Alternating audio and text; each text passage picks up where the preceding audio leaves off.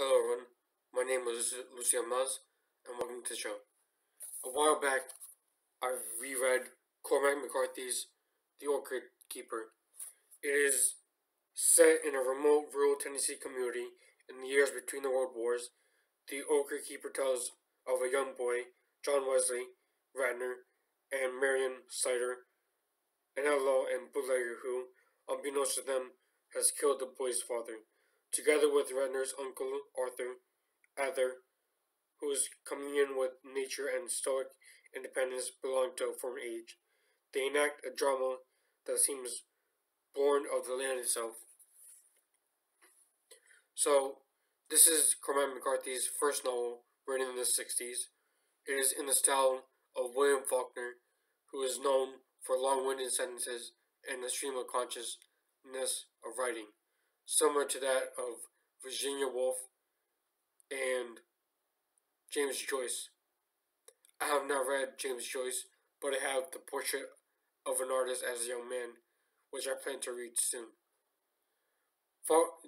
McCarthy does not use quotation marks in when character speaks. It is more like a Shakespearean play in that there is just dialogue and no other subtext or minor descriptions of what is going on. He expects you to pick up what is going on through the changes of beats throughout the story told in dialogue. He also does not like to use the semicolon unless necessary, and no apostrophes or dashes of the like. He does use italics, which is derivative of Faulkner, who is known for italics, such as Absalom, Absalom, and his other works as well. Now, Cormac McCarthy is my favorite writer. I think he is the most unique and most interesting writer that can be next to maybe John Milton or Dante or someone like Thomas Pynchon, who is very similar to McCarthy, not in terms of writing, but in terms of how he avoids the spotlight and interviews as well. I'll give you an example of Cormac McCarthy's writing style by sharing you the opening after a prologue, a brief prologue, maybe one page each before chapter 1. And this will be about chapter 1 as well. Quote, "For some time now, the road had been deserted, white and scorching, yet through the sun was already reddening the western sky. He walked along slowly in the dust, stopping from time to time and bobbling on one foot like some squat, ungainly bird while he examined the ward of tape coming through his shoe sole. He turned again. Far down the blazing strip of concrete, a small, shapeless mass had emerged and was struggling toward him. It loomed steadily, weaving and grotesque like something seen through bad glass, gained briefly the form of solidity of a pickup truck, whipped past and receded into the same liquid shape by which it came. He swung his cocked thumb after it in a vague gesture. Little fans of dust scurried up the road shoulder and settled in his cuffs. And a little bit later down the line, here is another example of prose on page 18.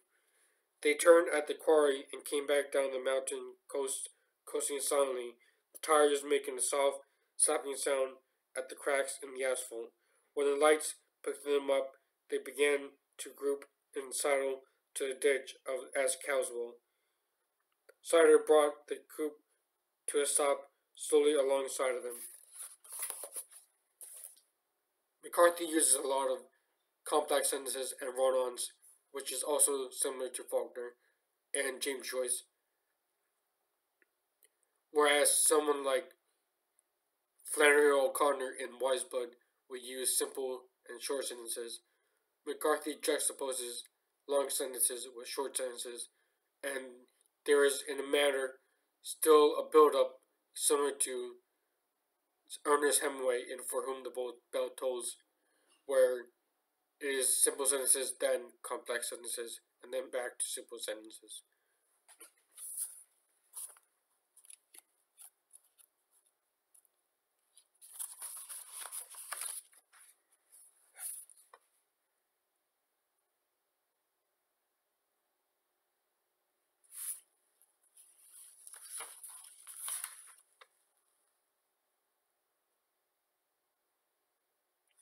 There are some themes of religion in this book, but it is more sparsely addressed, unlike in Blood Meridian, which is mostly heavily influenced by Gnostic texts.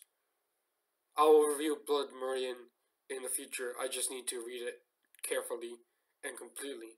I've read it before once, or maybe twice now, probably once, and is an absolute masterpiece of a book next to Suttree and The Road. So here an example of a brief mention of religion. On page 66, it says, "He was a God-fearing man if he never took much to church meeting. The Lord show you, boy, he will not forsake them, but will believe. Pray, and the way will be made known to ye." Another example of beautiful prose is found on page 171, where it states, "A warm wind on the mountain and the sky darkening, the clouds looping black underbellies until a large ulcer folded out of the mass and a crack like the earth's core, rending rattle panes from Winkle Hollow to Bays Mountain, and the wind rising and gone colder until the trees bent as if borne forward on some violent acceleration of the earth's turning, and then that too ceased, and with a clatter and hiss out of the still air a plague of ice.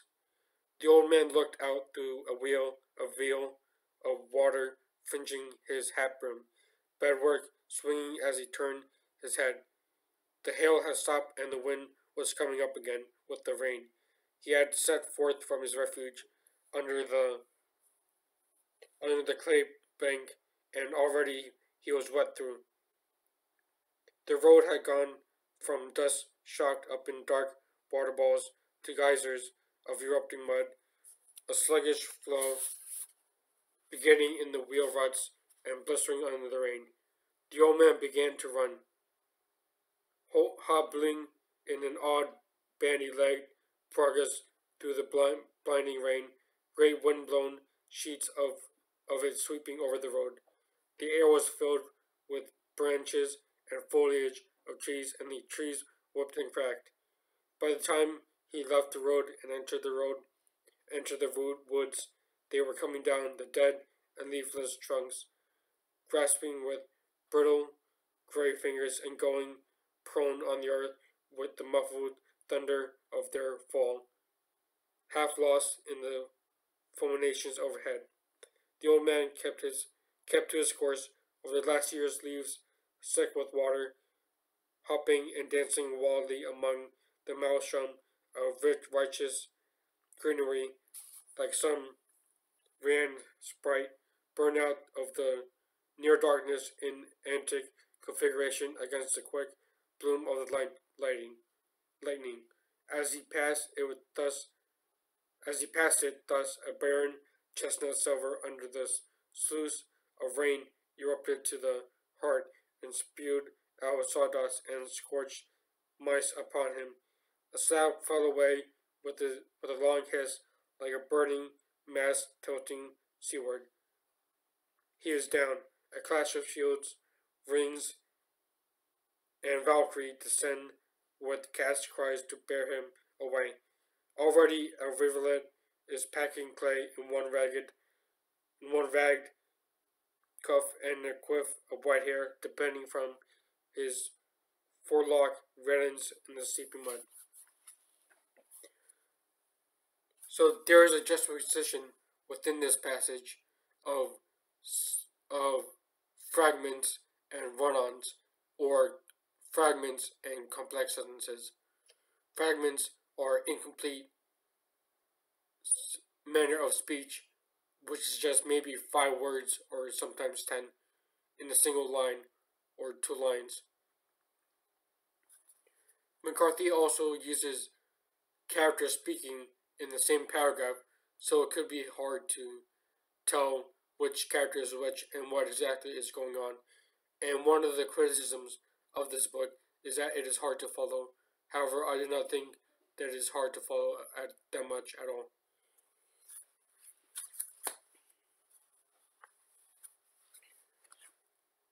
Here is another example of prose on page 200. Through a gap in the trees he could see the valley far below him where the river ran, a cauldron in the mountain shadow where smoke and spume seethed like the old disturbance of the earth erupting once again. Black mist lingered in the cuts and trenches of flowing lava and the palisades of rock rising in the high shored rim beyond the valley and beyond the valley, circling the distant hoary cupolas, now standing into morning, the sun reaching to the slope where the old man rested, speared mist motes emblematic as snowflakes and broke them down in spangled and regimental disorder, reached the trees and banded them in light, struck weft work in the slow, uncurling ferns. The sun, in its long light fall, recoiled again in leaf water.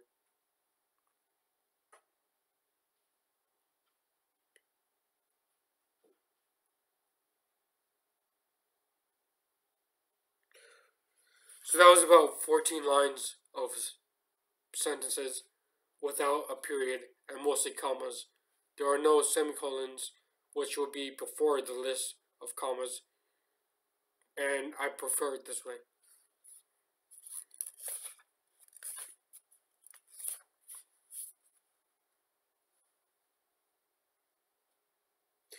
Here is another theme expressed on page 213, where a character says no, because the man who makes a living doing something that has to get him in jail sooner or later has to be paid for the jail, has to be paid in advance, not just for his time breaking the law, but for the time he has to build when he gets caught at it. So the moral question of this statement is, what is the good life and how can one avoid jail or wrongdoing enacted by the person?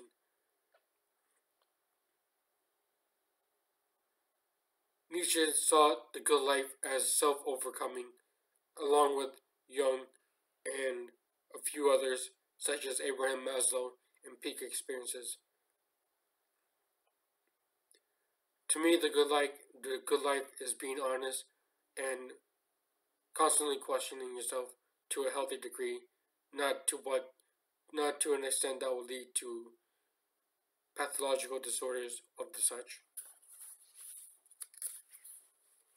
Here is more beautiful prose found on page 216.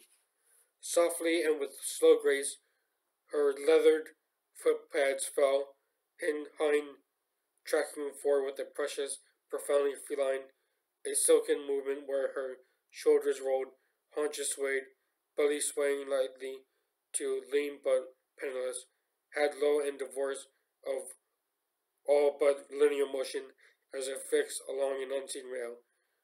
A faint, musty odor still clung to her, odor of the outhouse where she had slept all day, restless in the heat and languishing among the dusty leaves in the corner, listening to the dry scratch of slither of roaches, the interstitial,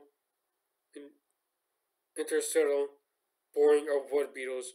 Now she came down the patch obscure with parched weeds, shedding thin blooms of sifting dust where she brushed them. At dusk dark from her degenerate habitation, emerging to make her way down the narrow patch as cats go. So here is a juxtaposition of complex sentences once again with short sentences or fragments.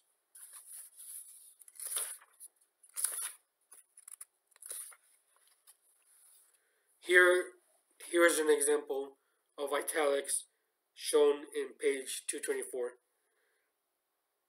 The mountain road brick red of dust, laced with lizard tracks, coming up through the peach of orchard, hot, windless, close-rolled, in the silence of no birds, save one vulture, hung in the smoke-blue void of the sunless mountainside, rocking on the high updrafts of the sunless mountainside, rocking on the high updrafts, and the road turning and gated with both briars, waxen green, and the green cadaver, grin sealed in the murky waters of the peach pit, some green skull, with news coiled in eye sockets and a wig of moss. So this is all in one sentence. It's a paragraph of one sentence, which makes it a run-on as well.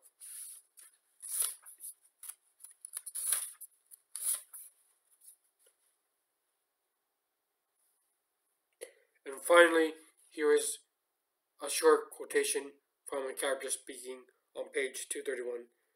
A man gets lonesome off by himself if he ain't used to it. So Cormac McCarthy also took this from Faulkner, where he would write a piece of dialogue as if you would hear it in speech. So his self is HISSELF instead of himself, part of the Southern dialect. Cormac McCarthy is my favorite writer, and I hope you are interested after watching this video to pick up his books. I would start with The Road, then Blood Meridian, then Suttree, and then the Border Trilogy as well. In Reddit, there's constant post of who should play the judge for a movie if there ever was one.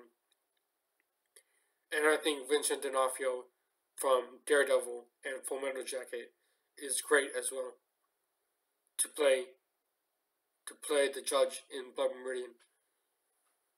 As always, thank you for watching and have a good day.